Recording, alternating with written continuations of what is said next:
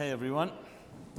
What do they call this? A good yontif? Is it a good yom hilula? Chof of 20th day of the 76th yard site of the Rebbe's father, Rabbi Levi Yitzchak, Schneerson.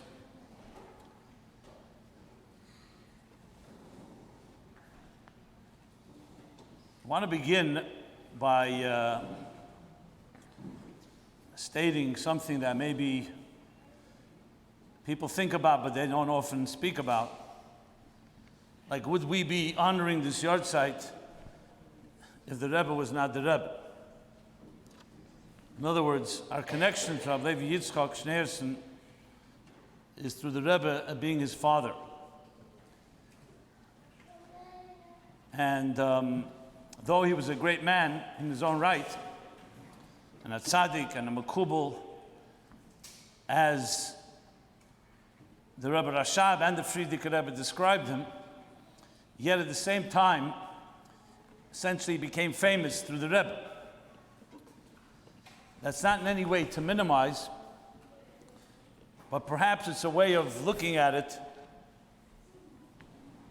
in the context that even b'derech chateva, das tachten, from a very practical approach, it was the Rebbe's father and his mother, of course, that shaped the Rebbe in this Elam Hazeh. Even though the Eibishter decides who's going to be a Rebbe, just like a Moshe Rabbeinu, but yet everyone asks the question, does a Rebbe need to have any yegiyah?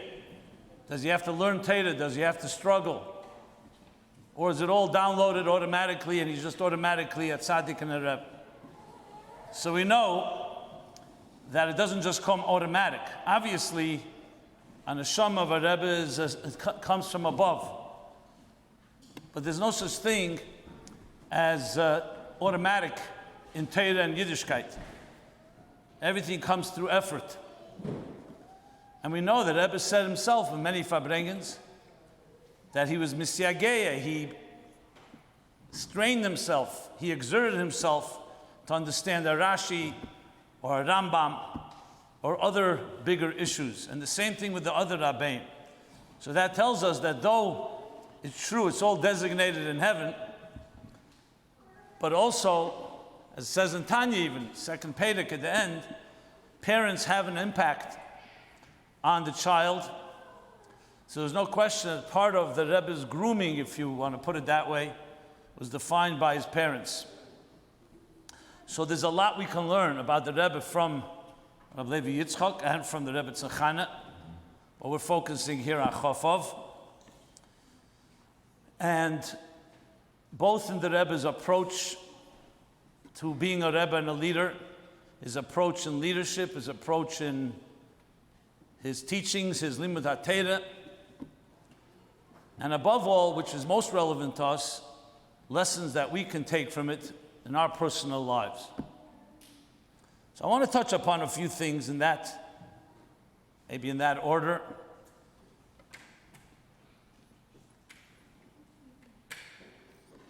In Tov Shalom Etes, it would be 1979.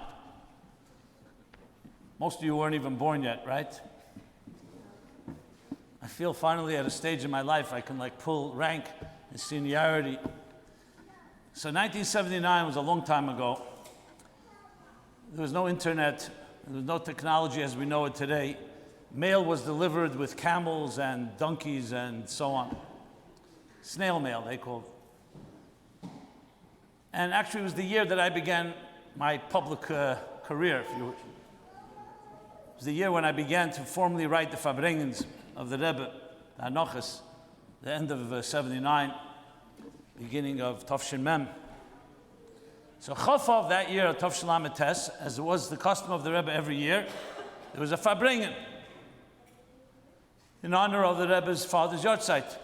This goes back, if you know the history, the Rebbe already Farbrenged before the Nesius. We even have a Hadron, a siyum the Rebbe made on Masechta Nida, Tavshin Hey, I think, or Tavshin Vav. It was printed.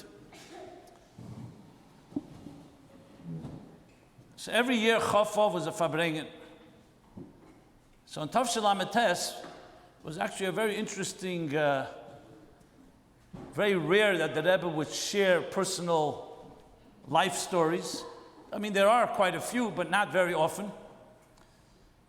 So I want to share something the Rebbe said then, that Tov Shalom Tes Farbrengen. So the Rebbe was talking then about Shtochim. That was the year right after Camp David. And we all know the Rebbe's adamance in opposing giving up even 1 inch of land. Sad halacha, Hilchas Simen Shin Chavtes, and Hilchas Shabbos, not putting anyone into sakana. And the Rebbe, those years, especially, almost every Farbrengen, the Rebbe would speak very, very passionately about it. And of course, the Rebbe was usually criticized by many for his stance, which was unbending. So, point the middle of that Chof of Farbrengen, the Rebbe suddenly says, it's obviously in Yiddish, I'll translate it. He says, "My big gefrekt." People ask me whether I'm bothered by the fact that there are those that insult me. Yeah, the Rebbe says, "Zidlen mir," that they insult me for my positions. So that alone, that how often did the Rebbe ever react to people insulting or criticizing the Rebbe? But the Rebbe reacted there.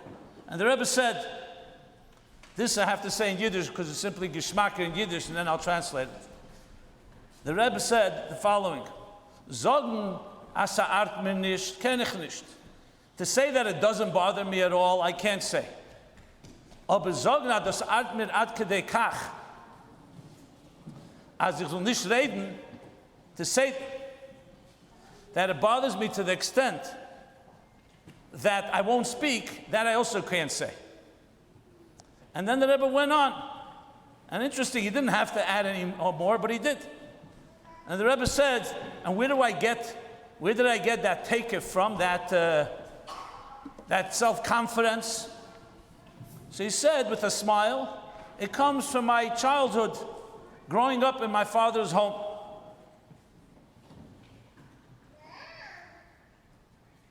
Growing up in my father's home, so my father was the Rav HaRoshi of Yekaterinoslav. The Rebbe said, Azei gerufen the Rav HaRoshi. In a sense, a little humorous tongue-in-cheek, because everybody's a Rav HaRoshi. The Rebbe said, so Azei gerufen, the so-called chief rabbi of Yekaterinoslav, which is today known as the Dnepropetrovsk. The Rebbe also said that. And being a chief rabbi, he would have all kinds of people come visit him with questions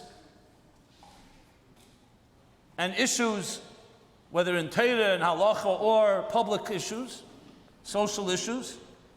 So very often, because the Rebbe said, was zeichet to be the b'chor, the oldest son, so often my father would refer people to me.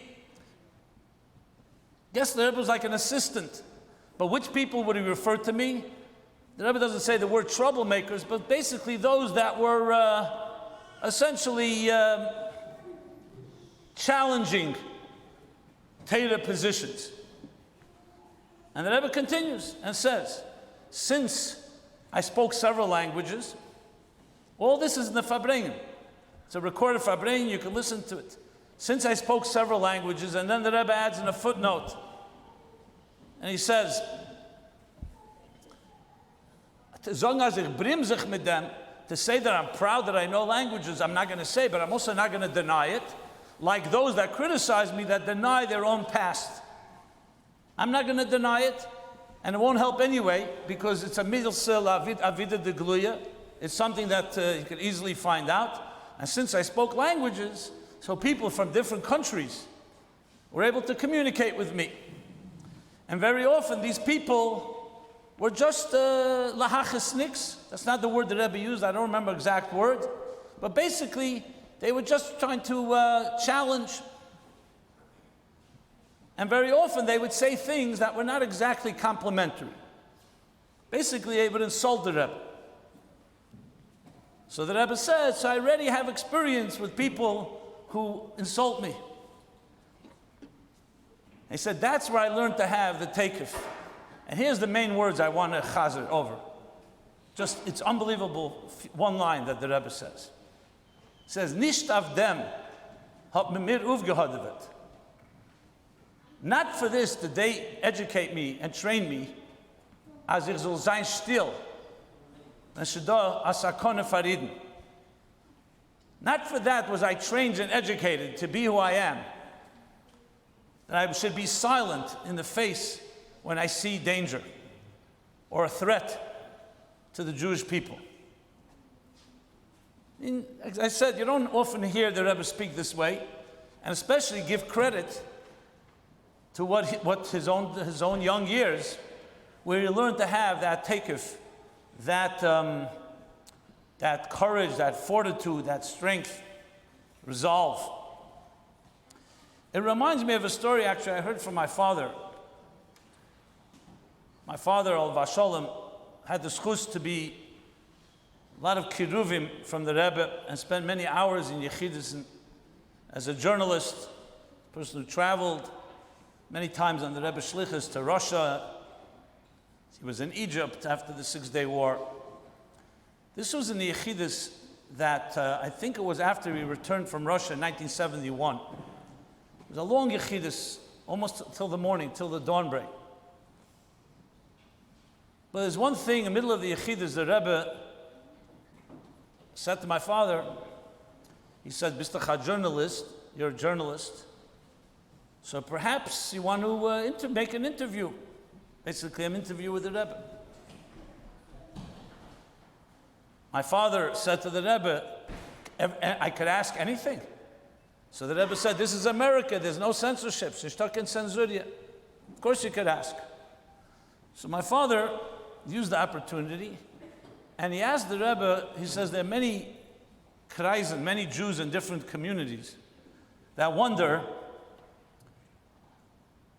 why the Rebbe does not consult with other rabbis, why he doesn't ever join the committees and the different vadim and conferences, and works together and collaborate with other leaders, Jewish leaders.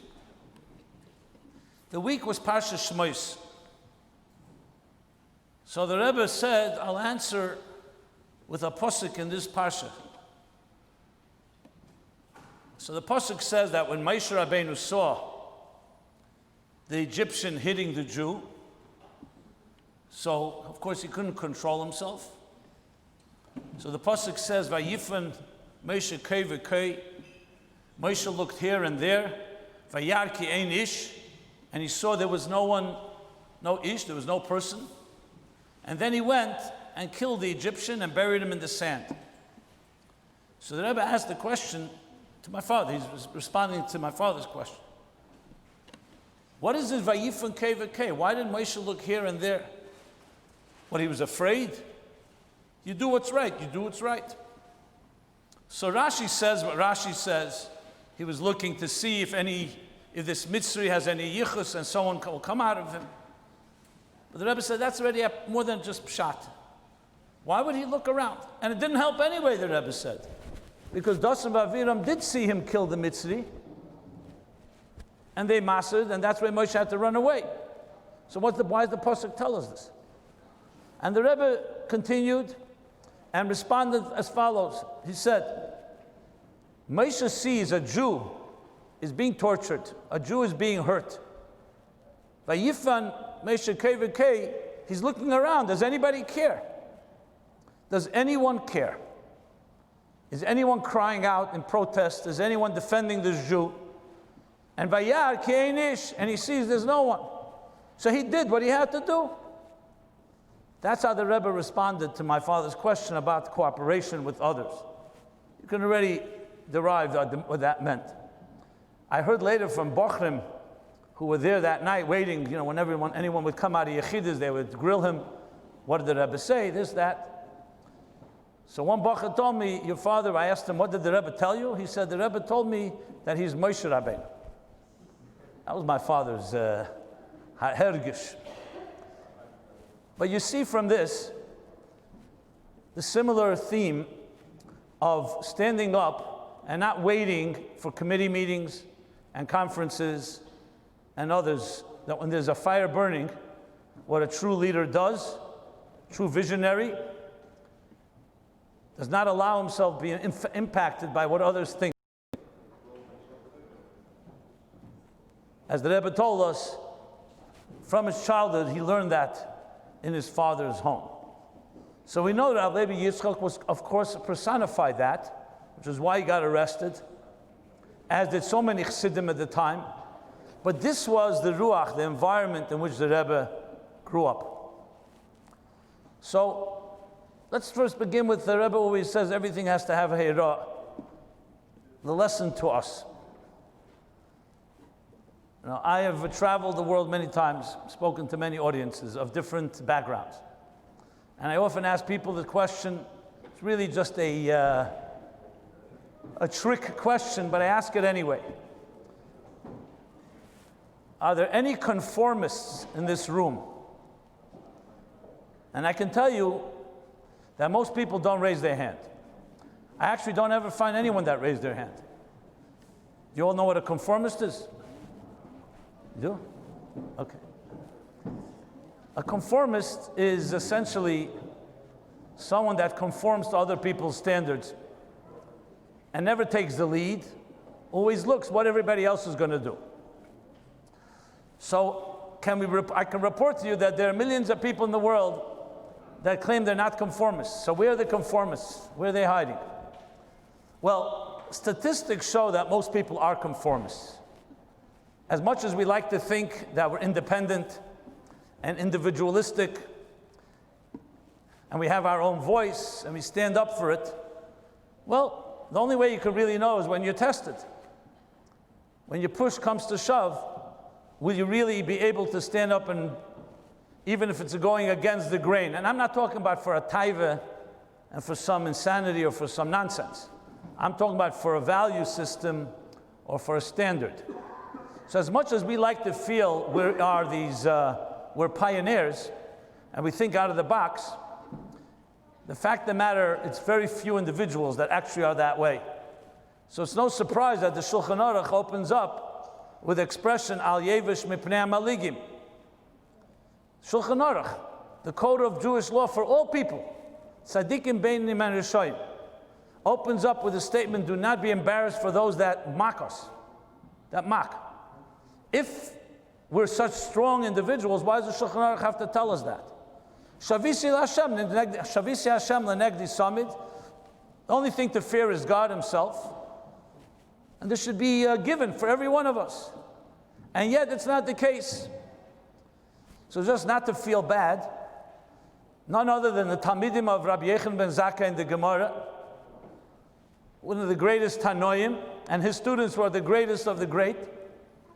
At the day of his istalkus, on his deathbed, the students were around him, and what did Rabbi Yechon ben Zakkai tell them? Halavai shetehei aleichem meida shamayim k'meida basar v'dam. Halavai, may it be that you should fear God as much as you fear people. This is Rabbi Yechon ben Zakkai speaking to his students, not a bunch of simple people in the year 2020. So we see in human nature, even great people, not that easy to just stand up for something you believe in. And unfortunately, we've seen, even though we don't like to talk negatively, that people under duress, torture, or when nobody was watching, did not have a problem turning in their own families or colleagues and friends.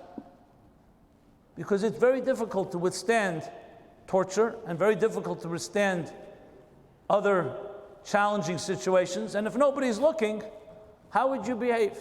No one should ever be tested. So, when you do find an example of somebody that does take a stand, even when it's not popular, when it's popular, what's the Micah Mashma? Then it's cool. But when it's not popular, and takes a stand, and it takes years for people to realize that this stand was a stand for integrity and truth, that's something quite rare and something important to celebrate. So I know there's a lot about Chof we could talk about. I'm sure Rabbi Dubov covered many of the Rebbe's father's Tatus and the depth and the Kabbalah of it and the Rebbe's way of analyzing his father's teachings. But there's also, what it comes down to, it is lessons for our lives.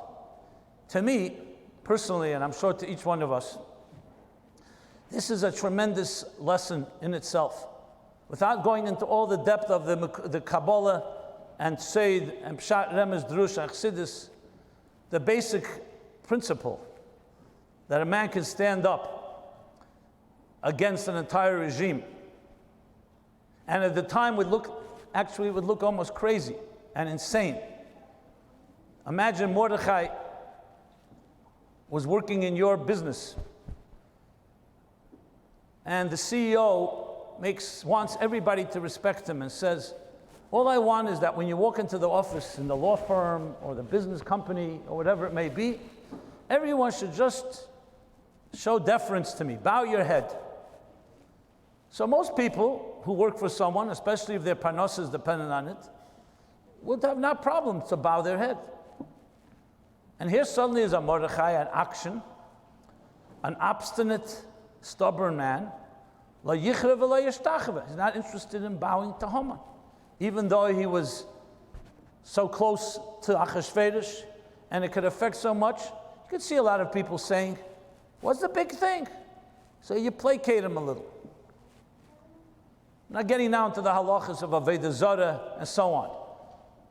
But even that type of position, and when the Frierdiker Rebbe stood up, when so many of the Jewish leaders in Russia saw the Bolsheviks and the communists taking control, they all felt the end of Judaism in Russia. No more. Time to leave. Frierdiker Rebbe, b'shumay for not. He won't leave. He was only left because he was forced to leave. He said many times, I never would have left Russia unless I was forced to.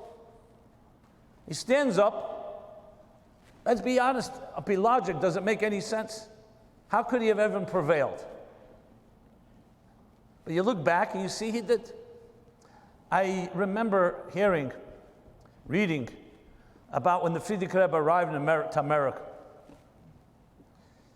Tesodar, Tafshin, 80 years ago. So we're told that when he got off the boat, which was a long ordeal coming from Nazi Europe, it was 1940. It wasn't easy times exactly. And Frierdiker Rebbe came off in a wheelchair, we see in the video. So he wasn't in a position of very healthy either. So everybody wanted the Frierdiker Rebbe, felt they take him to the Greystone Hotel. And what will he do there? He'll let him rest and gather his strength, and then can begin whatever he wants to do as Aveda.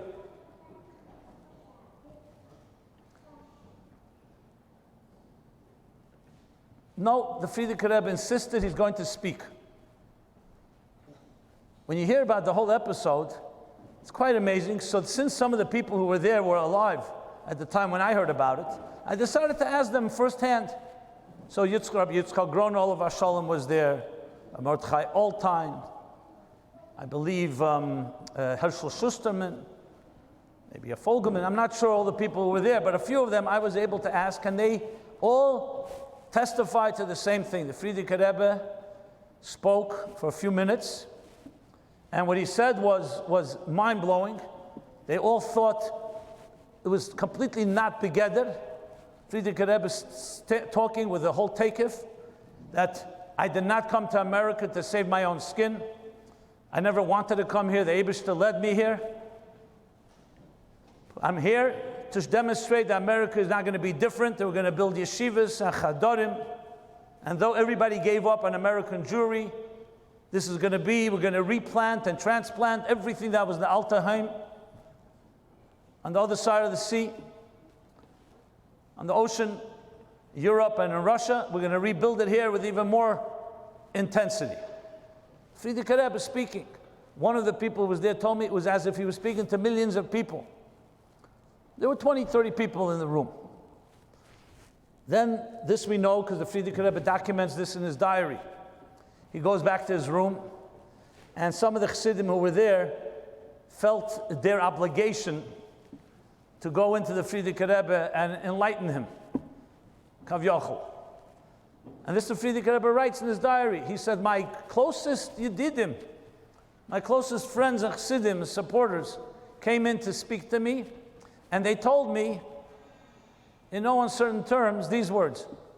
Rebbe, we heard your words, very passionate words, but we have to protect your holy kavod, your holy honor, and the honor of your holy father, and holy grandfather, and great-grandfather.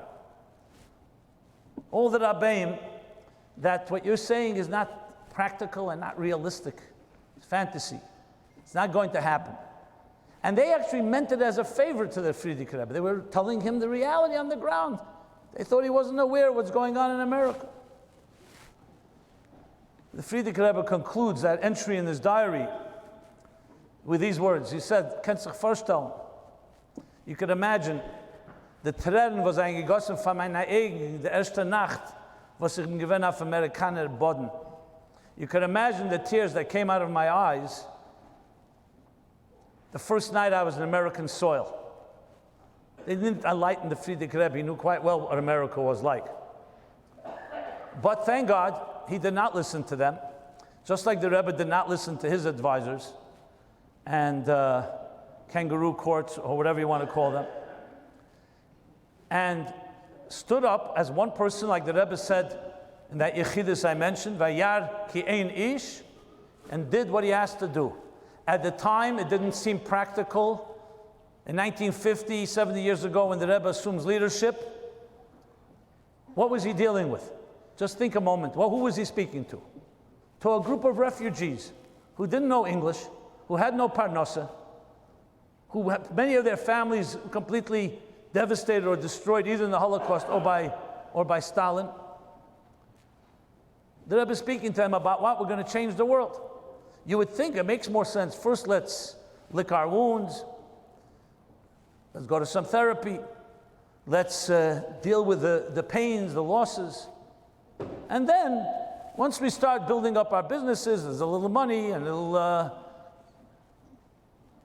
strength, and people got used to the American way, then we can start thinking about the next step.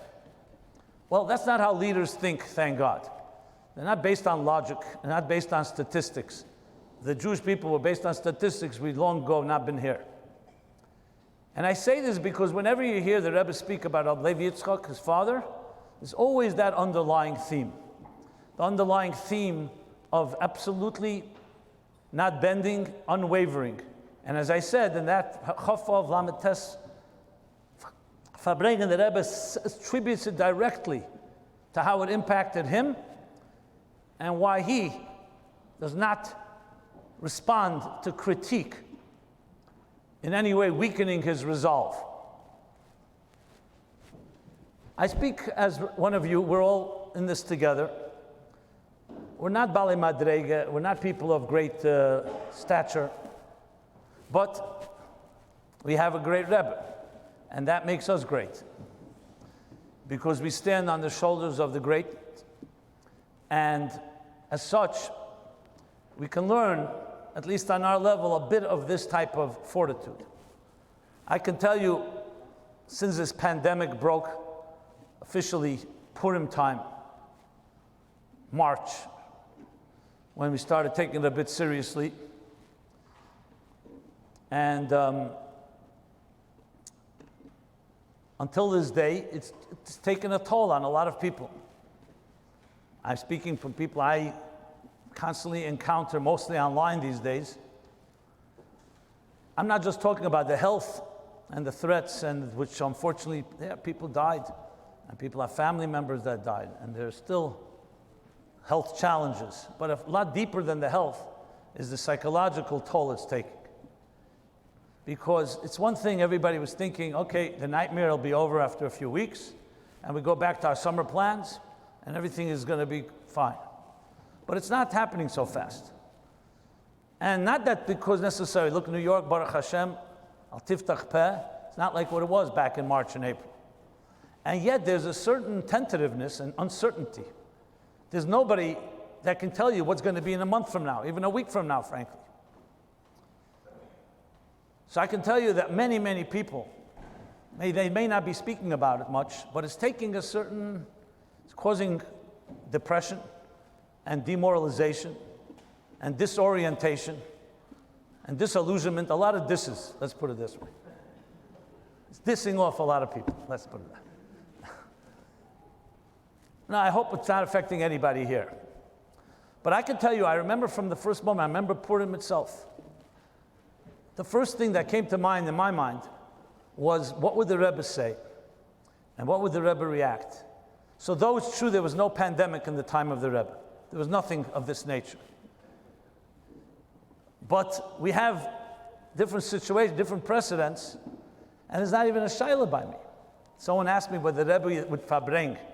I say the Rebbe would follow what Torah halacha says, talks about a magefa. There's halachas on this matter. This isn't just hergation. And what doctors say, I have no doubt the Rebbe would speak like he spoke in Tov Shalom et Ches, probably from his room. That would be my, let's call it, intelligent guess. I may be wrong, but that's what I think. But there was no such thing as retreating. So on a very basic level, the Rebbe taught us that there's no such thing as playing defense. We're always on the offense. We're influencers. We shape things. It was always about taking initiatives. Now, you may say it's just a Teredika concept. No, it's actually a very powerful psychological concept. It means that you are never a victim of circumstances. And even when it may seem, in 1940, Friedrich Rebbe is in a wheelchair, and the Jews are being massacred, men, women, and children in Europe, or 1950, and the Rebbe was dealing with refugees, with poverty, with a complete shattered Jewish nation. So that's what it looks like to the naked eye, but still, always the same attitude. And this was what the Rebbe grew up with. So though, as I said earlier, a Rebbe is shaped from heaven, but also shaped by parents. And when you look at, I can't tell you every Farbrengen, but almost every Chof of Farbrengen over all the years, and there was always a Chof of Farbrengen, as I said, even before the Nesius, besides the Torah that the Rebbe spoke, it always came down to that nekuda of Mesiras Nefesh. Besides the anguish that the Rebbe had, of course, for so many years not being able to honor his father. So anyone, any Tom, Dick, or Harry that did a little thing for the Rebbe's father, the Rebbe could not repay the debt enough. And many people took advantage of it too. That's not for this Farbrengen here. The point being was that the Rebbe recognized that his father, in a sense, passed away alone, without him, the son, the Rebbe. And when the Rebbe first saw that picture of Rabbi Levi Yitzchak, the first picture that we had for many years, that was printed in Yekaterinoslav Levi Yitzchak on Tanya. It's very different than the other picture. You know what the Rebbe wrote on the back of the picture? He wrote with a question mark, Murzal, is this my father? The Rebbe didn't recognize him. Later, when the other picture was discovered, which was also a picture taken under duress, that was when they arrested him. But at least it looked like it was before all his suffering and oppression and torture and so on. So that picture was very close to, I assume, what the Rebbe saw and remembered. So you can imagine a son like the Rebbe looking at a picture of his father, he doesn't even recognize it's his father. So no way to really describe the aggravation of that. But what's the end lesson? That here we are, 76 years later, a time that you can't even imagine, and we're honoring the Rebbe's father, Rabbi Levi Yitzchak, because as the Friedrich Rebbe and as the other Rabbeim and as the Rebbe, his son, stood up for what he believed. So it would be a disgrace, it'd be actually an insult if we, living in the year 2020, and yes, we have our challenges, I'm not suggesting we don't, but compared to that if we find excuses to be conformists and to be nispol from what others say and not show leadership, then what lesson do we learn from people like? What can we say? You come to Chof, we could talk about the Rabbi Levi Yitzchak, and if we go away with the same attitude that you're going back to your regular life, You have to ask yourself, and I have to ask myself. We're obviously not a Rebbe, and we're not Rabbi Levi Yitzchak, we're not the Friedrich Rebbe, but we bask in their glory. We are their students, we're their products. And we reflect on them. So we have to ask ourselves that simple question.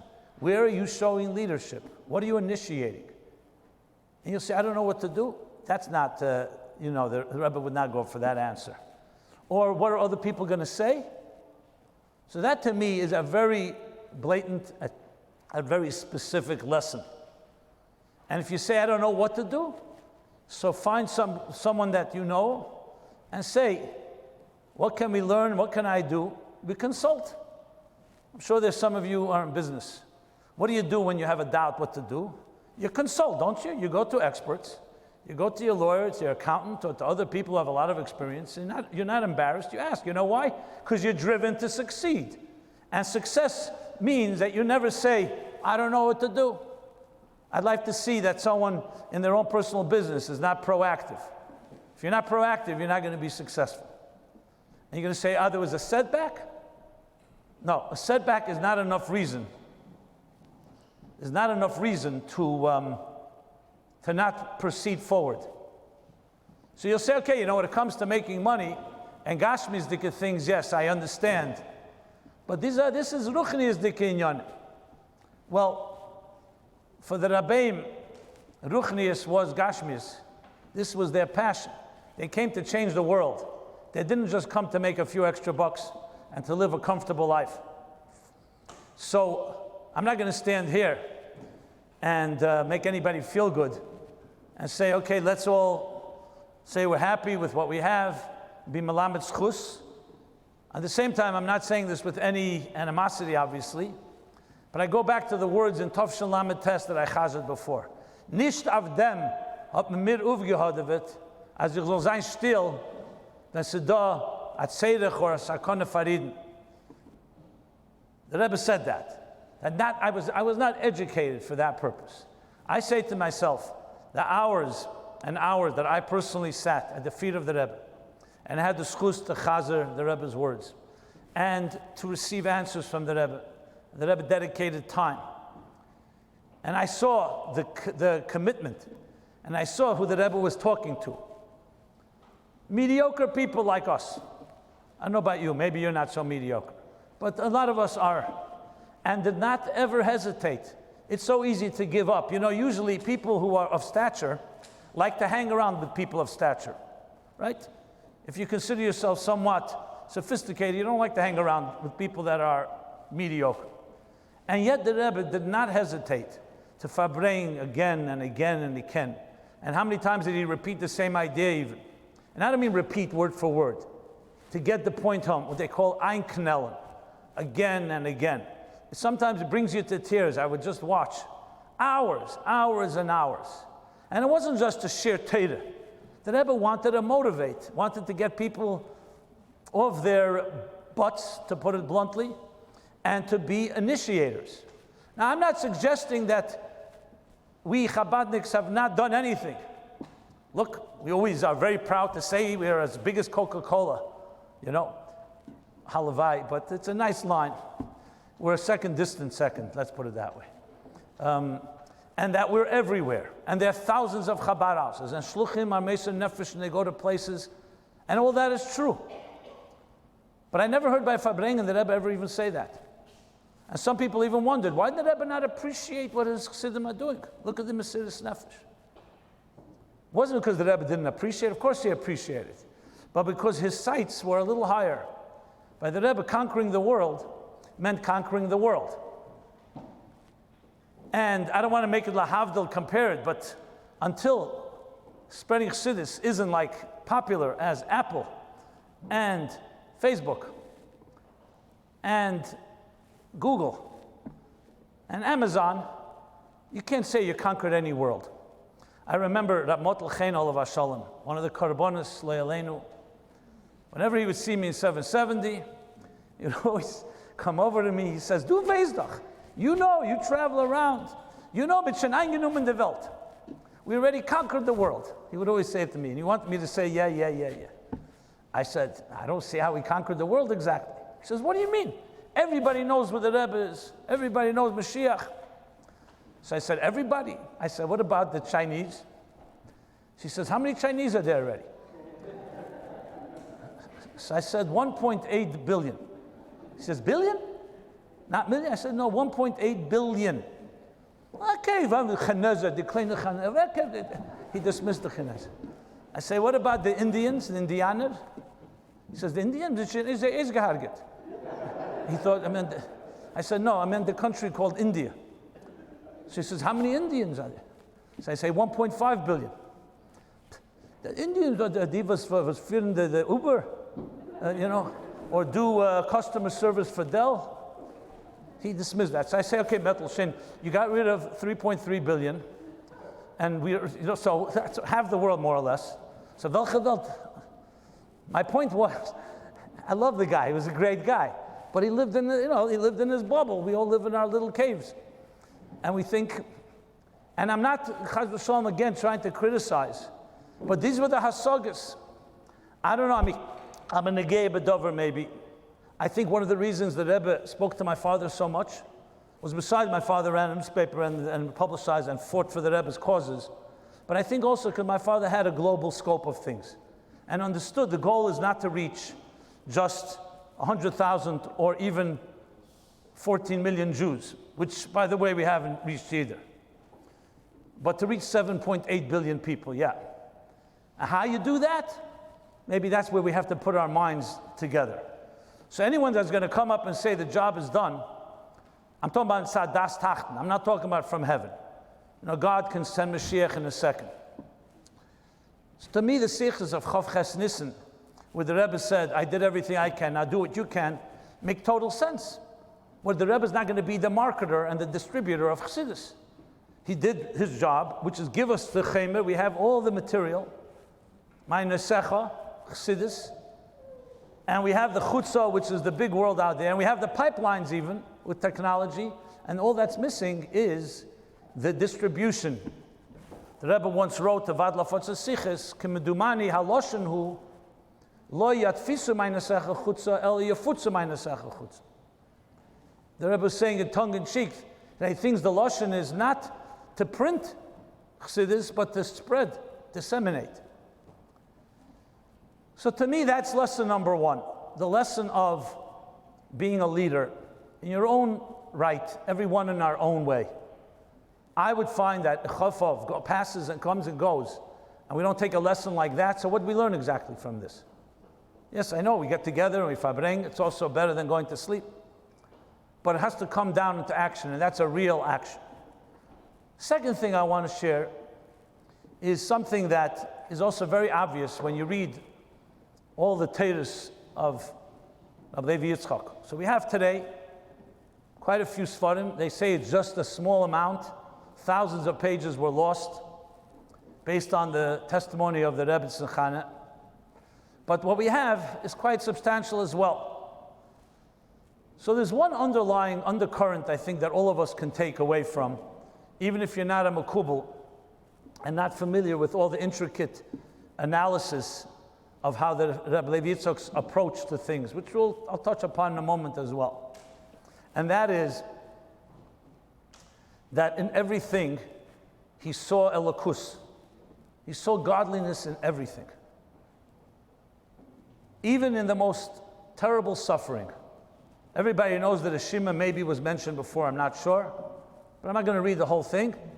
The Shema that the Rabbi Levi Yitzchak writes about his own life, where he goes into detail of his suffering, of the different prisons he was at, and how long he was there, the amount of weeks and months, his name, Levi Yitzchak, his mother's name, in detail, and explains how all of it indicates angvuras, severities, which is the story of his life. So most people who suffer, even if they know how to deal with it in a healthy way, are quiet and they become stronger. No, he went and looks into the darkest of the dark and finds in it godly signs. That's something. Talk about a lesson.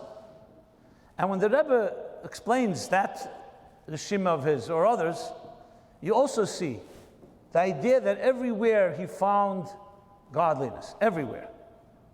And of course, Kabbalah itself is all about the Elokus. That everything, whether it's a machlekes between Abaye and Rava, or like I said, even events in his life, or the cities where they lived, everything, what does he do? He connects it to some godly level, some sphera. This is Chochmeh, this is Bina, this is Toyu, this is Tikkun. So yes, we can go into examples, but I think there's a bigger overriding lesson. Wherever he looked, he saw godliness, even in the darkest of dark.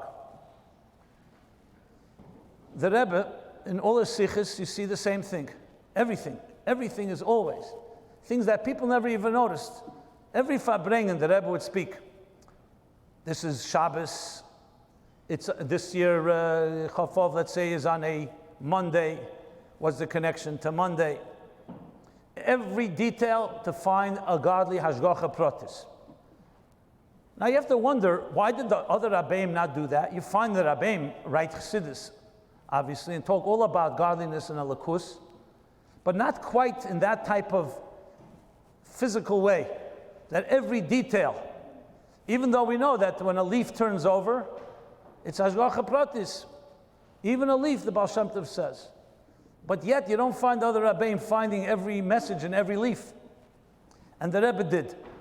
So the obvious reason is, because being the Deir Shvi, and after all the generations of being Megalach Chassidus and Elokus in this world, the last stage is demonstrating how every technical detail of life, V'ro kol basar yachdov, because that's what Mashiach will be like, that every detail in life is permeated with something divine.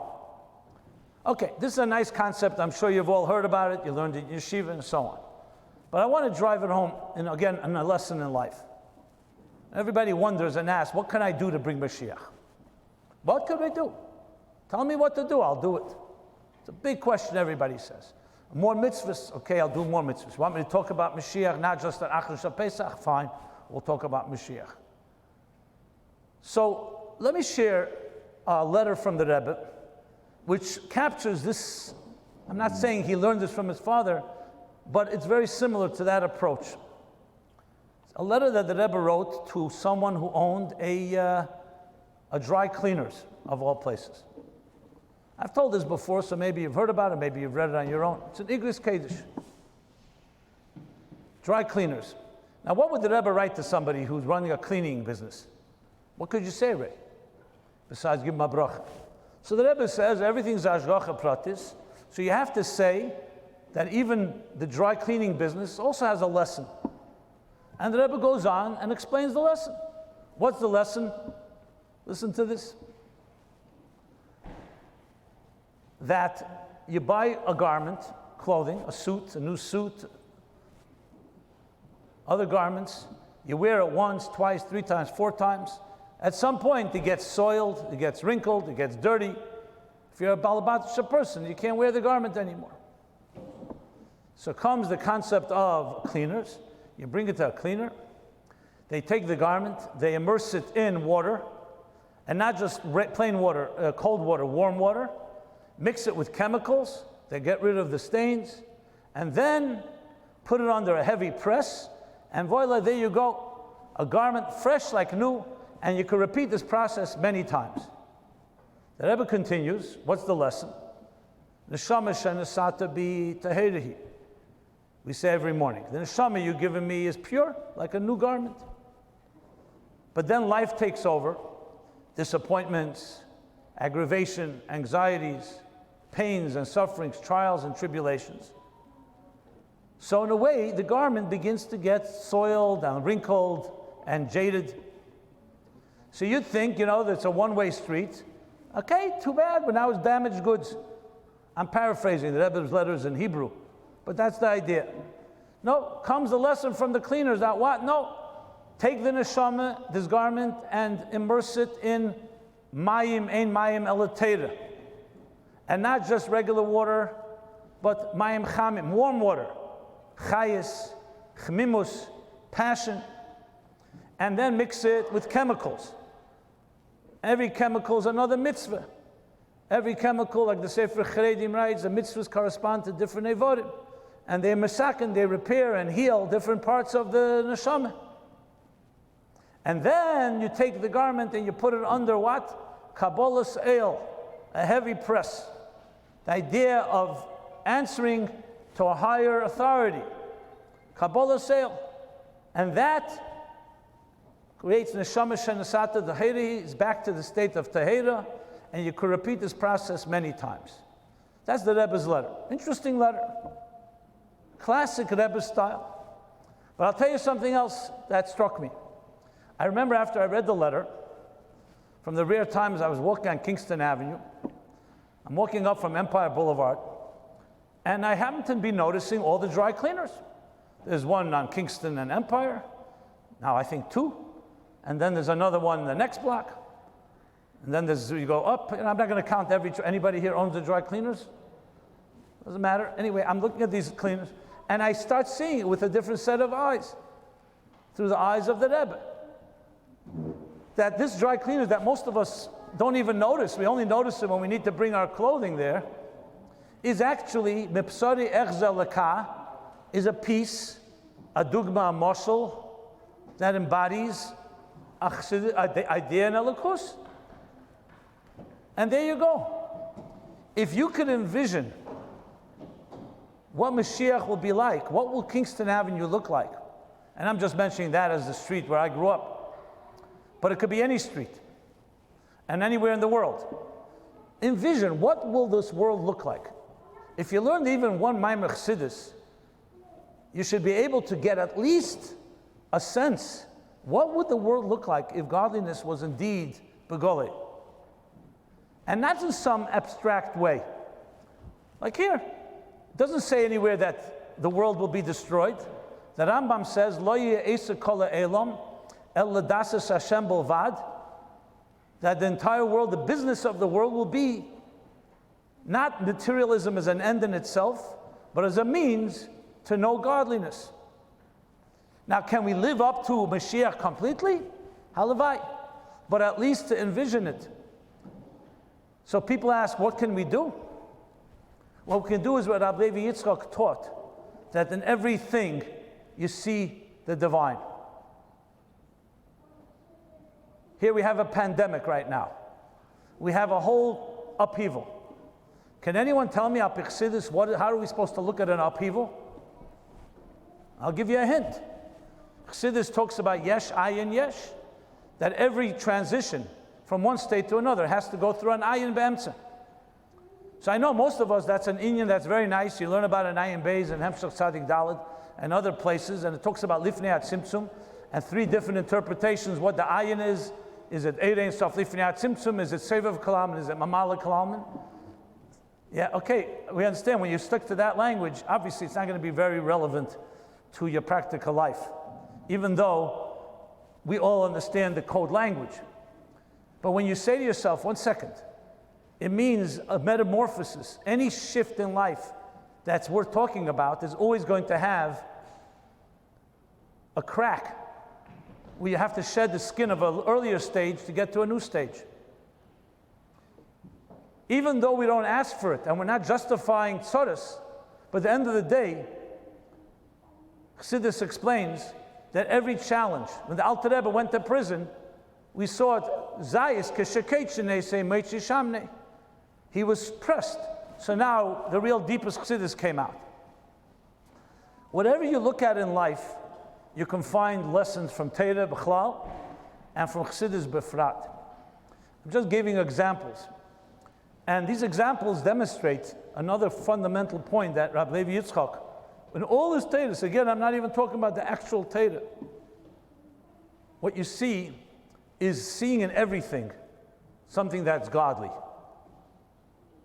When you takes a sugya, in Masechta Gittin, sugyas that seem that I can't find anything you're going to find. Maybe you're going to find some splitting hairs and halachic nuances, and he turns it into a whole understanding of godliness, which is so part and parcel of how the Rebbe explained things. Now, obviously, Many people say that Rebbe's Torah, if you can talk about it, if you can analyze it, some say it's a combination of the Alter Rebbe, the Tzemach Tzedek, the Rebbe's father, Ragachover, and probably all true. The Rebbe's Torah has elements of all of those, but like the Ragachover, who found unifying principles in seemingly disparate and separate halachas, the Rebbe's father is very similar in that regard, except it's not in halacha, he's doing it more al pi Kabbalah. Let me share one more thought. What's the curfew in this part of the world?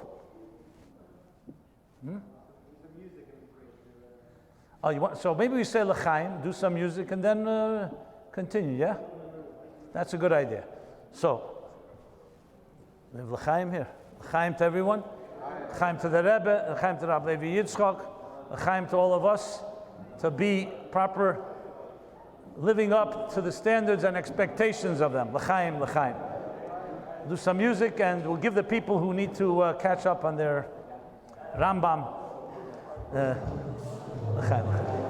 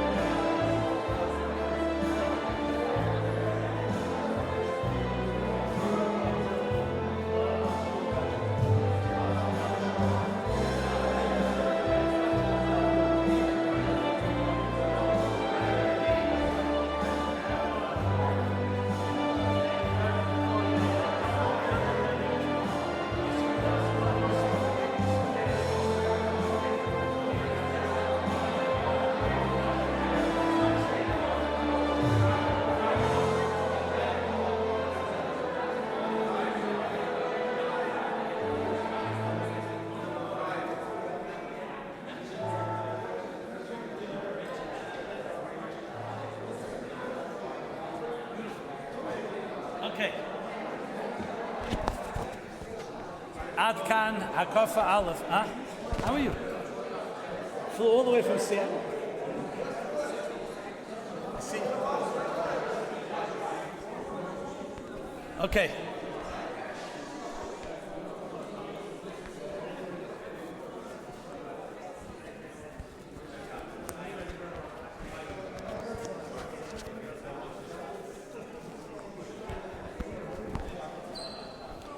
Okay, we're ready to continue? Let's go.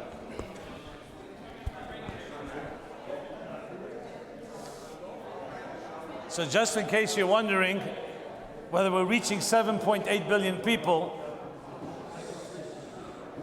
someone just sent me a comment on YouTube. Toda Rabba, I'm listening from Dickinson, North Dakota. Ganz good, huh? Okay, we're making some inroads. Starting. The revolution has begun. Yeah. So on that point, remember, one of the key things that Rebbe said many times, when people asked, Mi ani, ma ani, who am I, what am I, if after 5,780 years, all the Gedalim and Tzaddikim, they're not bringing Mashiach, so suddenly we, in this generation. So the most basic answer is, we don't come alone.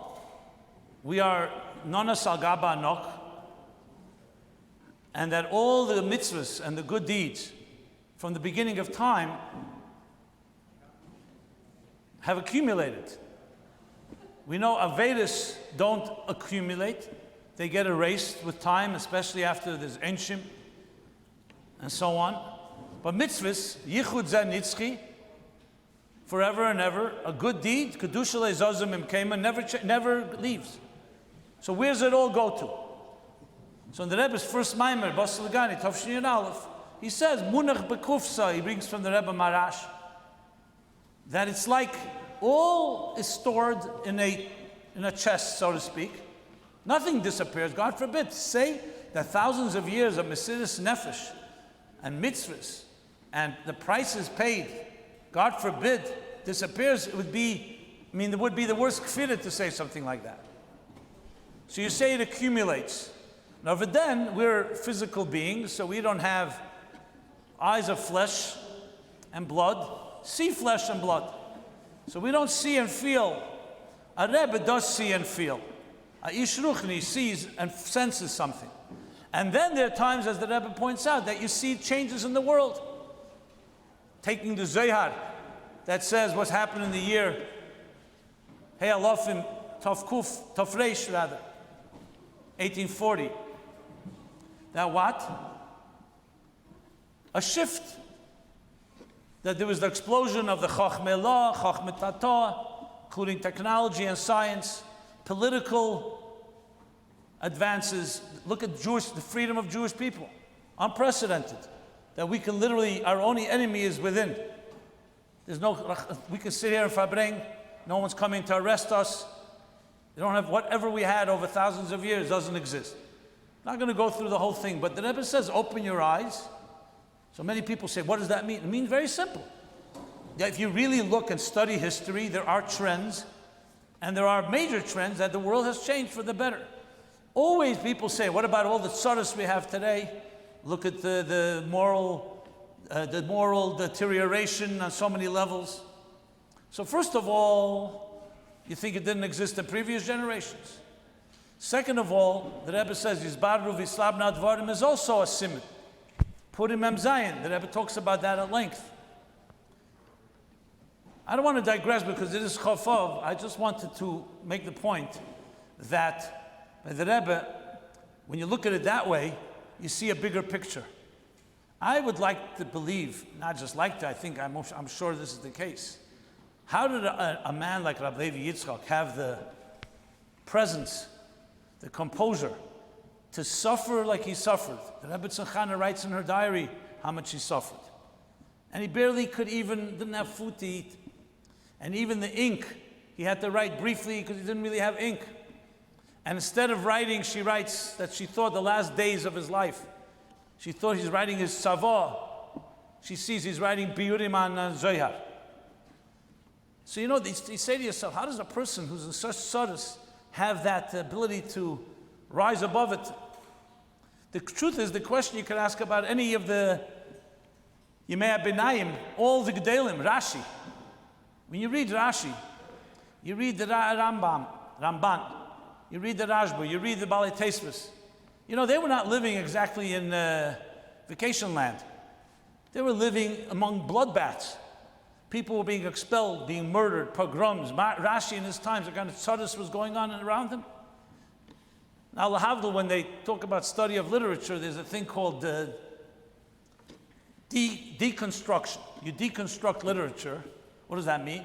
You read a book, lahavdil, and you look at, from the book, you start finding hints what type of life the author was living. because every writer is going to reflect some of his own life in his writings.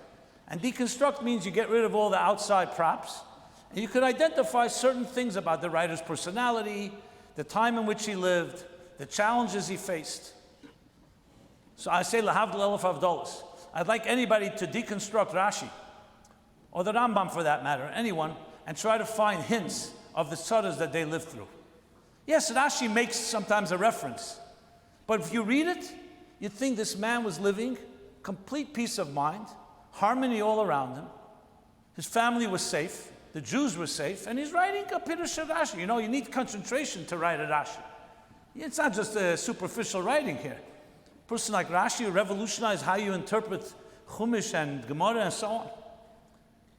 So you had to say that they were able to access somewhere in their neshama a place, they were able to transport themselves l'mayla mizman amokim, to be honest.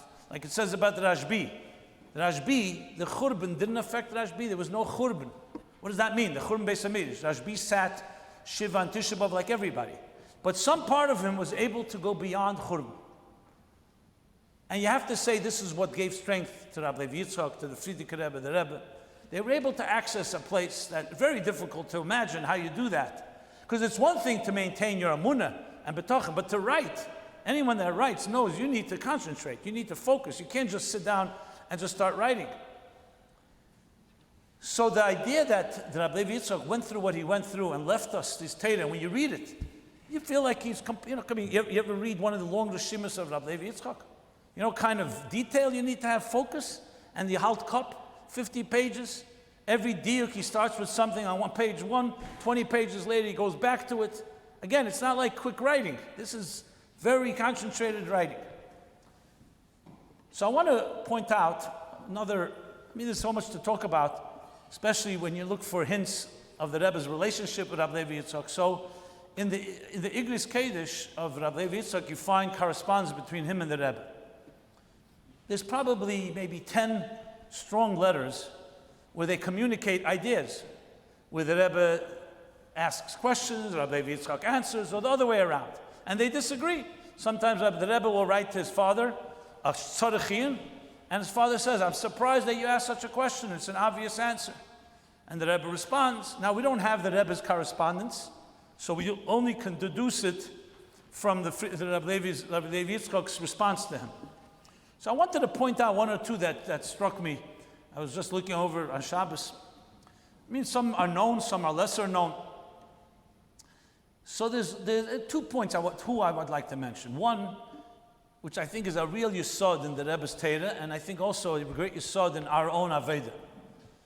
The Rebbe writes, Rabbi Levi Yitzchak writes to the Rebbe, regarding your question that you asked on Biyuri HaZeir, and what's the question? In Biyuri HaZeir from the Mittler Rebbe, he makes the point that Shammai and Hillel and the Tanoim and Amoraim, they paskened their psukim according to Sheirish and Shmosim. Shammai came from Gvura, that's why most of his opinions are l'chumra, more like Gvura, more severe. Hillel came from Chesed, and therefore his opinions are more lenient. Mikulale Beis Hallel and l'chumra Beis Shammai. There are exceptions, obvious. Skalalus, Achlifu Dichtayu. So the Rebbe asked the question, Teirele B'Shamayimi, Ein Mashgichim B'Baskel. It's halacha. If you have a shaila, you can't go up to heaven, even if you're able to, and ask in heaven, what's the answer? Because Torah was given down below, not Bezdin Lamaila. Chachomim have to discuss it, and Achrei Rabbin Lahates is a whole process. More of the story in the Gemara, Mesifta de Rekia, Mesifta de Kutchabrichu. And even though it's Mesifta de Kutchabrichu, you have to go down to Rabbi Bar Nachmani to hear a psak down on earth. Halacha was given to this world. So how could you say that they based their psukim on their Sheirish Neshama? That would be B'Shamay. And Rabbi Levi Yitzchak goes into whole arichas, very fascinating letter. It's one very fundamental. But you see things there that I don't think is unprecedented in understanding what Torah is. Basically, to just sum it up in short, is that he explains that Torah is a combination of two things. Kemuvan, Torah is min hashamayim. Torah is Torah Hashem. It's not Torah Adam. It's not man-made wisdom, Chaz v'shalom. It's not science. Torah was given by Sinai. And yet, at the same time, the Eibishter gave Torah to the human being to be able to evaluate and internalize and make a psak halacha. So where's Shamayim end and where's Ben Adam begin? To put it in Baal Batisha terms. If it's godly, then we have to figure out what God wants. If it's up to us and our seichel, then where's the godly part of it? And that's the real gist of that letter. And Rabbi Levi Yitzchak, in a way that, as I said, I don't think you find anywhere. The way he talks about how every letter, even in Gemara, not just in Torah Shebiksav, even Shibdusa, as he says, even things that the Gemara dismisses and says was nonsense. In other words, there's a havamin in Gemara. And then the Gemara completely negates it because it was stated, and it's in the Gemara, Torah Shebal Peh, so some way it has some type of heavenly and divine element. So really the mystery is really a bigger one. How does the human being interface with God in the areas that are not halacha l'Moshe Sinai? That obviously is not up to us. Also, we're not talking about Torah Shebiksav, things that are Tayag Mitzvos Le'Seisiv Le'Sigron. But all that whole area of interpretation and Piskei Halachas over the generations is clearly given to a human being, even to the extent as he brings their Bezdin has the power, even Mezidin. Even if Bezdin makes a mistake, Chav Yochel, we still follow what Bezdin says. So basically, the Eibishter gave a koyach to the human being to so-called develop and even come to a ruling. And when they come to that ruling, it has a divine power. So it's one thing that the Eibishter tells us what he wants. But he made it even more, that if you have Talmidei Chacham who are Yiras Shamayim, then that's the key. A Moshe Rabbeinu. You think the Eibishter couldn't give the Torah to us without a Moshe Rabbeinu? Of course he could. And that way we wouldn't have the question, maybe Moshe distorted something. He's a human being after all. The Eibishter said that's why Vayiminu b'Hashem b'Moshe Avdei, that just like you believe in Hashem, you have to believe in the Nevi'im and the Chachamim, that when they have the bittul, that's the condition. Not because they're smart. When they have the right bittul, they will be mechaven v'havaya imek halacha k'meisei, that Hashem will agree with them. Even natzchuni bani natzchuni. To the extent that when you're pasking below, even the Eibishter, so Kav Yochel goes along with it. This, if you look in the Rebbe's Farbrengens and Sichos, is a principle that almost pops up almost everywhere. First of all, the diuk in every vort in Torah. Even if it's a vort that, so to speak, the Chachamim derive. The Rebbe quotes the Urim V'Tumim, not the Urim V'Tumim of the Kohen God, the Urim V'Tumim, the Sefer, Halacha, who asked the question that when we're medayik in a vort in Rambam or Rashi, and we say a Chidush, did Rashi and Rambam know about that? Did they know this Chidush? The answer is obviously they didn't know. So then how do you know that's what the Rambam means? The Rambam himself would be sitting and hearing a Chidush of someone in a Beis Medrash saying a Chidush, says, I never was mechaven to that.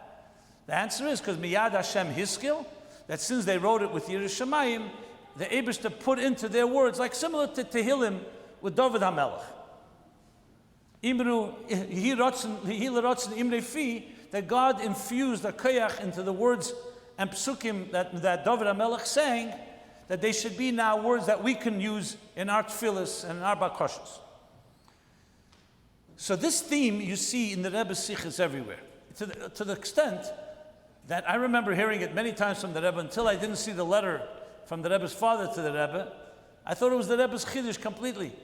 The Rebbe has a question that he asks over the years, I found at least 10 times. It says in the Mishnah, which is why we see that people say something in the name of the person that said it. But the Rebbe asks a klotz kasha. What are you talking about? Look around, and Rubi Reva Machriya, people don't say it in the name of the person they heard it from. So it's a clear Mishnah. Why don't they say it in their name? And you see it even by the Rabbeim. So there's one answer given, like by Rabbi Lozer, that it was known whatever he said came from his teacher, so he doesn't have to every time say the name of his teacher. But that's not the case in every situation. And the Rebbe's answer, very much based on this letter, is that what's the reason you say B'Shem Emrei? Because it's the Torah of your teacher. But what happens if a person internalizes the Talmud, learns it to the extent that it becomes so internalized, it becomes like his seichel. So there's a halacha. Talmud Chacham shemachal al kvede machal. Melech shemachal al kvede ein kvede machal. A melech cannot forgive on his covet. You know why? Because it's not his to forgive. It's God's covet. You only give covet to melech because his Eibishter gave him power. A Talmud Chacham, the Gemara in Kedushin says, Teira dilehu. It becomes his Teira. So he can be meichel on his covet because it's his covet. The Teira becomes internalized. And that's the Rebbe's answer. Since it becomes so internalized in the seichel of the Talmud, that's why you don't have to say it b'shem emrei, because it's no longer b'shem of the teacher. It became your Teira. Reminds me of a joke completely not related to this. You know, you can't say Farbrengen without a joke of non-Chassidim, right? I want to just say, I once made a joke about a misnagid, and there were a lot of, let's call it misnagdim in the room. And then they got up and said, Rabbi Jacobson, you know, you show so much love for every Jew, unconditional. Everyone you love except misnagdim, what's going on? You know? So I said, you're right. When we make a joke, it's not about an individual. There's a misnagid asher b'kirbacha. It's like a goy asher b'kirbacha. Every one of us has, it's an archetype. It's a personality type. It's not about the individual. So they tell the story about this Rosh Hashiva who was, let's put it this way, he was mechabed atzmei a lot. He had a lot of self-awareness of his own greatness. And he once got up and said a pilpul, a shir, and he brings a Gemara, and then brings the big questions, and then he starts quoting the Rashba answers, so-and-so, and he slugs up the Rashba. And then the Rif, and then this Ra'ishin, and this Achin. He slugs everybody up. And then he says, Un ich zog, and I say, and he tells his beer. So afterwards, one of the people came over to him and said, the ich zog, what's this ich? So he said, Ha'emer dover b'shem emrei, mevigula leila. So that's the antithesis of what we're talking about. So, why am I saying this? Not just to say a Teira. The Rebbe, when he explains the concept of shlichus, and he explains the concept of delegation, so he speaks about all the different levels of bittul, of a shliach to mishaleach. The Rebbe did not look, as he explains, to have puppets and robots. He wanted people, al pi halacha, a shliach has to be a bardas b'fnei atzmei. A shliach cannot be your puppet, cannot be your servant, cannot be your child, and can't be a cheresh sheitav v'kotten. It has to be a bardas, individual with his own volition and his own intelligence and independence, chooses to be your shliach. And yet, at the same time, a shliach has to be completely bottled toward the mashalech, can't be moyel b'shlichusei. If he does that, he disqualifies himself. This paradox, how can you be an independent individual and at the same time be a channel that's completely bottled to what the Rebbe wants, is essentially the theme of that letter. How do you bring a Teira that comes from heaven and make it one with us?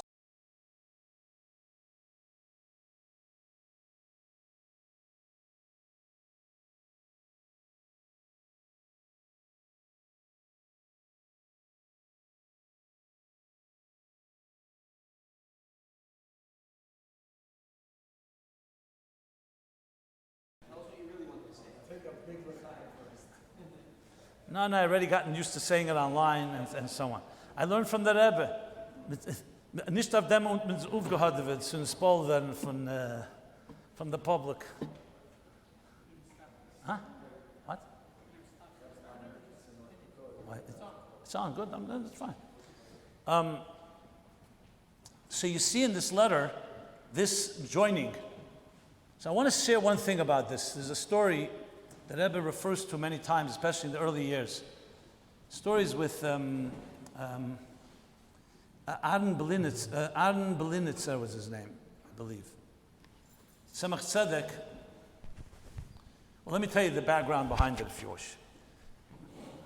This is already a little controversial. Okay. You got me going. Okay. I remember in Tafshinun Gimel was a Kinus HaShluchim. It was between Chav Zayin Adar and Gimel Tammuz. So it wasn't pleasant times, let's put it this way. I was on a panel with two distinguished co-panelists. One is an Elam Emes, Rabbi Dr. Emmanuel Shachat, and the other is in this world, and his name is Rabbi Shmuley Bateach. He was a shliach in Oxford at the time, and we were the three of us talking about hiskashus to the Rebbe, especially in this challenging time after Chof Zayin Oder. So Rabbi Shachat spoke first, gave his presentation. It was upstairs in Holateda, the second floor. There was the shul then. I don't know what's there now. It was a big shul, it was a big crowd. Then came Bateich's turn, and he said some things that were very offensive to everybody's there. No surprise. He basically said it's time for Chabadniks to grow up and stop being so reliant on the Rebbe, and we could become adults. It's enough holding your hand. The Rebbe is now in a different place. I don't want to use the words he used, but basically start becoming your own independent thinking person. Stop being dependent on the Rebbe. Now, I remind you, this was not talking to a secular audience. This was talking to shluchim, who calls themselves shluchim of the Rebbe. So it wasn't exactly, let's put it this way, be'ite umimkeme, to say what he said. And a lot of shluchim were very, very disturbed. And I started getting notes. Your turn is next. So you better bash him, vizdaf zu sein, properly. And so I got up and I said the following, that with all respect, I told the story with Aaron Belinitz, the one I'm going to tell now, that Tzemach Tzedek used to go to Petersburg to deal with Askonis, dangerous situations for the welfare of the Jewish people. I mean, there's all the stories, the Askonis involved. Once he couldn't go to Petersburg, so he called in Aaron Belinitz, who was a very choshev, intelligent, and a statesman type of chassid. And he said, I want you to go on my shlichus to Petersburg, and you'll deal with the government officials.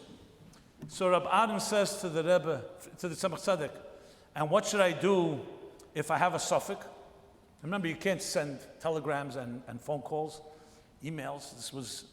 So the Tzemach Tzedek answered, Zos boyin al das atzme. You build on your own understanding. The Rebbe Marash was in the room at the time, so he didn't say anything, but he thought to himself, Sikricht avorim in Rabbi Adam, because, what do you mean das atzme? Since when does a chassid have a das atzme? The mere fact that Tzemach Tzedek said it, it means, yes, he's a very smart man, but das atzme, it's smack to him of a little too much independence. Little did he know, you'll soon see from the story. So Rabbi Adam goes off to Petersburg, Tzemach Tzedek in Lubavitch. It was by, I think, a meal, maybe Shabbos, I'm not sure.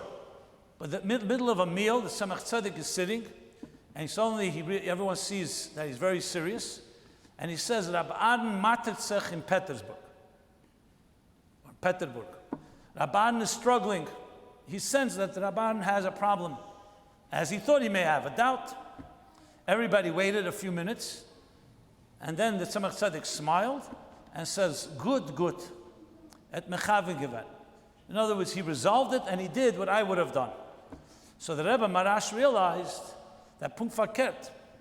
Rabbi Adam was befedish had a das atzme. He was an intelligent man.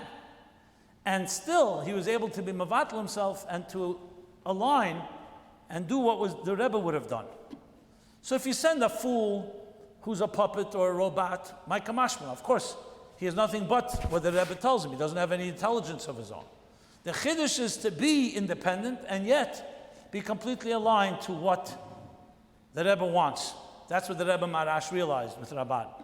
In Tafshin Yud Aleph, in the letters the Rebbe writes after the Istalkus, a few times when the Rebbe is asked the question, what should we do? The Rebbe refers, K'diyu HaSipur in Rabban Blinitzer. This story. In other words, the Rebbe is saying, use your seichel, but make sure you're mechaven to the Rebbe's kavanah, which of course is much more challenging. It's much easier. Just tell me what to do.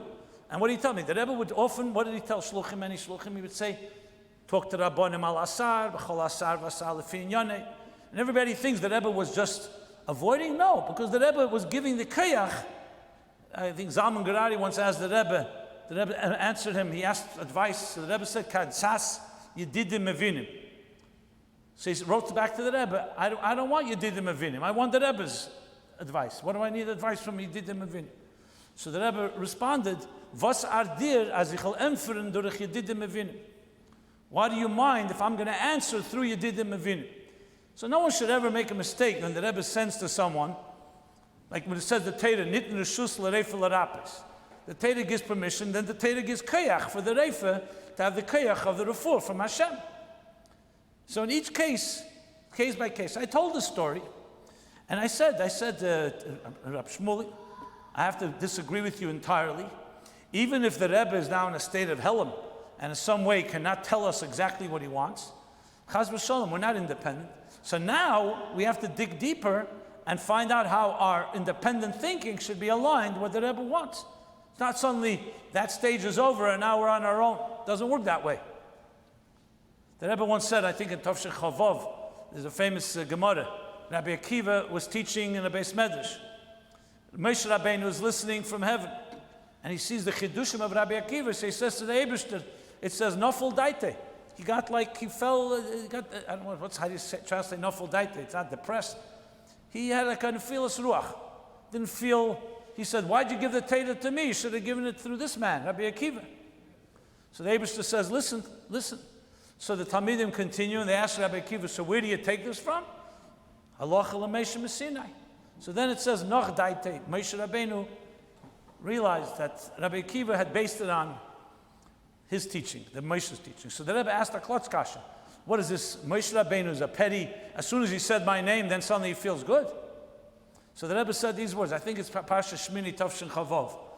The Rebbe said that when Rabbi Akiva said, Halacha l'Moshe Sinai, he felt calm, not because it was him, Moshe, because he saw Rabbi Akiva Hota Rebbe.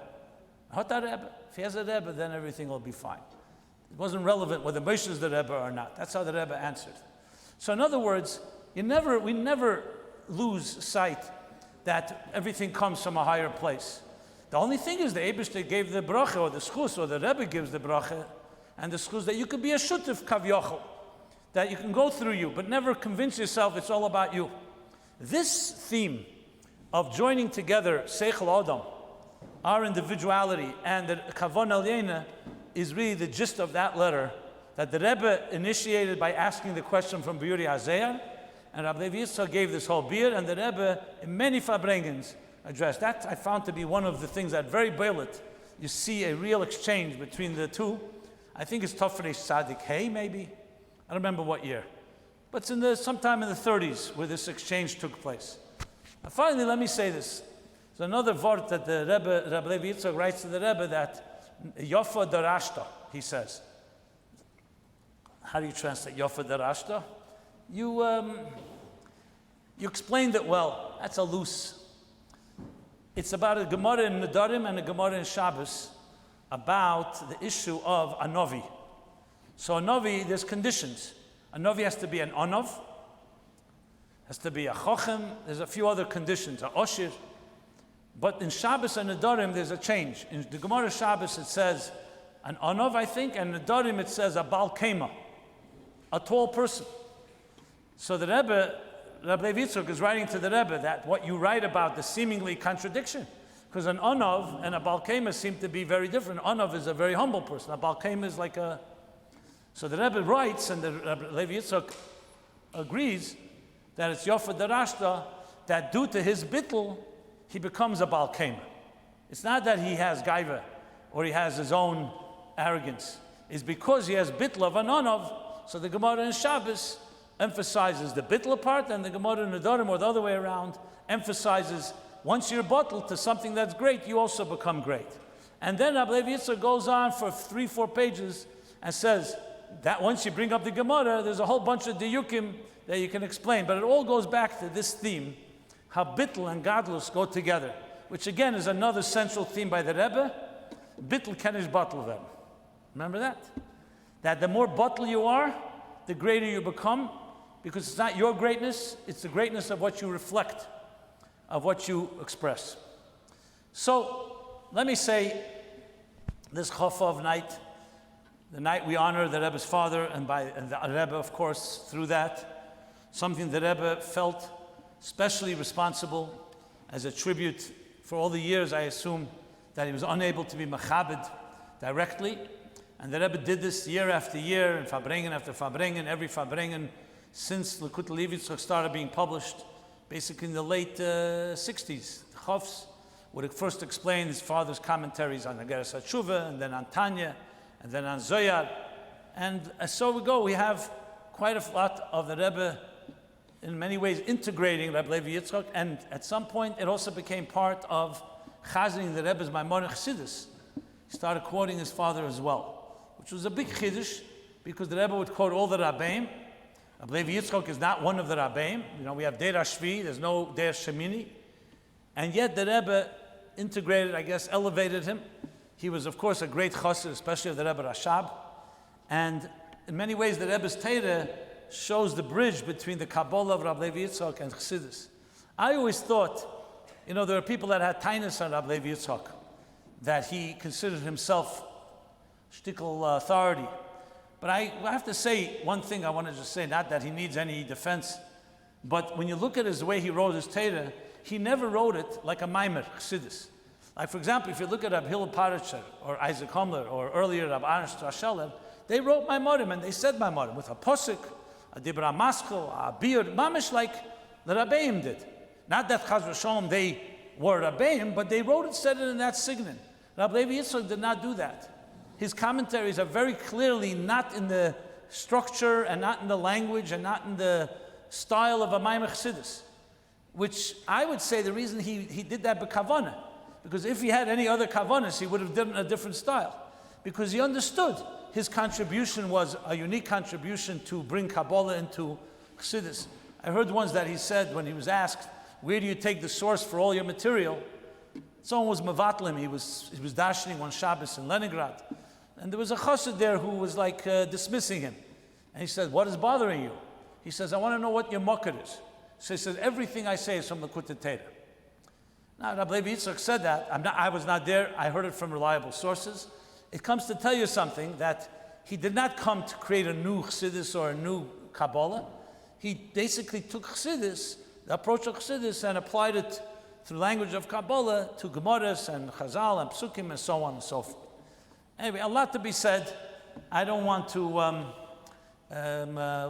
tax your patience. Is that the right word? So I want to conclude with this. I heard the story from Aaron Chitrik, from Hirschel Chitrik, Olav Shalom. It's a story about the Rebbe Tzachana, but I think it could be applied here as well to Chof. You know, when Rebbe Tzachana came out of Russia in Tafshin Zayin, she ended up in Paris, and the Rebbe had not seen her for all the years, just like he didn't see his father. The Rebbe left Russia, Tafresh Peites, beginning of the end of 1928. So we're talking about 1928 to 1947. A good 19 years, right? Yeah. And so he went, it was the only time the Rebbe went back after he came to America, to Europe, and brought his mother back to America here. After that, we know that every day the Rebbe would visit her, literally. I remember as a child, the Rebbe walking on Kingston Avenue. It was late in the afternoon, like 5 o'clock, 6 o'clock, I don't remember exactly. I don't know if it was always the same time. And the Rebbe would walk on Kingston from Eastern Parkway to President, where she lived on President, where 1414 is now, and 1418.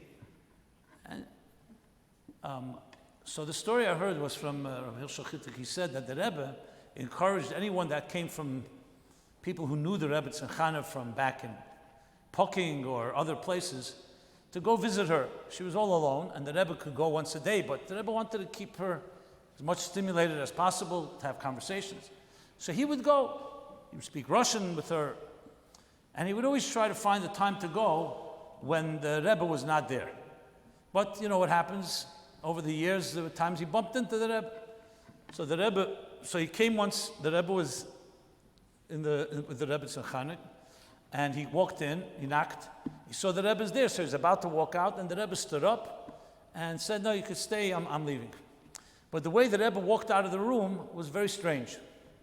was not like he didn't just walk out. He walked there, he fixed a book, or fixed a sefer, this adjusted something, and then walked out. Okay, fine. The Rebbe has his mysterious minhagim, customs. Fine. Second time this happened was a while later. Again, the same story. The Rebbe is walking out. This time he fixed a painting, and then he put a sefer back, and this, and finally he walked out. This time the Rebbe Tzachana noticed that Rabbi Hirschel Chitrik noticed. So she says to him, the Rebbetzin says to Hirschel Chitrik after the Rebbe left, listen to this. She says, weiß nicht, als ich weiß, als Sinn sein bar mitzvah, hat mir nicht gewiesen, die Plätze kein einmal nicht. He doesn't know that I know that since his bar mitzvah, he never showed me his back. So the Rebbe didn't want to walk out with his back to his mother, so he made believe he's fixing a book, he's fixing a painting, and meanwhile he got himself out like we would go out from the Rebbe. You walk out backwards. She said, he doesn't know that I know. I mean, I find it to be, first of all, so many levels. First of all, how many other things did the Rebbetzin know that the Rebbe thought that she didn't know, including, of course, the passing of Bishra Yaleib. It's hard to believe that she did not know, but the Rebbe made believe she didn't know, and the Rebbe would sign some of the letters. The point I'm making is the extent of the kibbud aim. I mean, I've shown my back to my mother more than once, unfortunately, and maybe worse than that. It's not an easy mitzvah. Obviously, for a Rebbe, it's a whole other story. But I find the menschlichkeit of it and the conscientiousness. So you can only imagine what kind of kavod the Rebbe gave to his father as well. That's why I bring up the story. I mean, beyond all the Rebbe Shinyanim and the Heche Giluyim and all these things, just that simple touch, that story, I bring it, I think, in Torah Meaning for Life. I heard it from a good source, where a girl who talks to the Rebbe in Yechidus and says that she and her mother not speaking terms for years. She's angry at her mother. And the Rebbe says, you know what I would give to be able to speak one more time to my mother? So there are things we take for granted, and I know I'm not trying to make it all, humanize it all, but it's sometimes important to bring things down at a very practical level. There's high madregas and hecha madregas, like I spoke about, but at the end of the day, Chof, same with Vav Tishrei, but Chof we're talking about, has to be a day where we don't just connect to the Rebbe and to his father, but also connect to the lessons that each of us can learn from it. So I'll sum up what I said. I said, number one, about being a leader, taking initiatives, taking a stand. Everybody could and must take a stand. Doesn't necessarily mean the same as Siddur Nefesh, but we're not here just to play around. We're not here to just follow along. We're in historic times now. A wake-up call like this does not happen every day. I don't think there'll be a bigger defining event in our lives besides Mashiach's coming than what's happening now. 7.8 billion people have been disrupted, one way or another. And yes, most people say soon it'll be over, we'll all go back to the old norm. We wish it shouldn't be that way. It should be the old norm as far as health goes, and better than ever. But as far as what the Rebbe did, even after the 6-day war, you talk about Shefer Gadol, and the Rebbe cried for hours on the opportunity lost. There was such a Yekaterinoslav, and it wasn't used properly. What do you think now? The Yekaterinoslav of that pales in comparison to what we have now. Now you talk about global. So I can't see, and I really say this honestly, we are students, we learn from the Rebbe. What do you think the Rebbe would do? He'd take this and turn it into the biggest revolution. And I have to say, you don't hear that type of voice. That's what we should be now, the leaders. When I say we, I mean Chassidim, Chabad, Hashkafa. Not just everybody's talking about how to put out the fire, how to, we're playing defense, but a vision of where we're going. And that's what I believe is one of the greatest lessons we can learn from Rabbi Levi Yitzchak, and of course from the Rebbe, his son. The second thing was to see godliness in everything, even in a laundromat, and even in a detail, and envision what the world will look like, what your life will look like, what your children's life will look like, what life will look like when Mashiach comes. And finally, that we are the Rebbe's ambassadors, shluchim. And we should have our own machshava, but our avodah is to align that, make sure that we're mechaven to what the Rebbe would do. like with Aaron Belinitzer. Yes, use your mind and use your feelings and use everything you have, but make sure it's aligned that saying, that's what the Rebbe would have done, that's what I would do. And we have now a challenge like that. The Rebbe left us, the Rebbe said, the Rebbe talz bavont. So no one can say the Rebbe didn't give us the resources. They're there. Sometimes it's more apparent, sometimes less apparent. Imreiku mikemhu, which means we have to find it. If we can't find it, it means we haven't looked good enough. The Eibishter should help that as we end this Chodesh of, as Rabbi Levi Yitzchak writes in another one of his letters, of goes into Elul, from Churban we go into Rachamim, and actually the Rachamim is born out of his Rosh Hashanah Aryeh. The Mazel is Rosh Hashanah, the Shalom writes, Elul, Rosh Hashanah, Yom Kippurim, Hishayne Rabbah is Aryeh.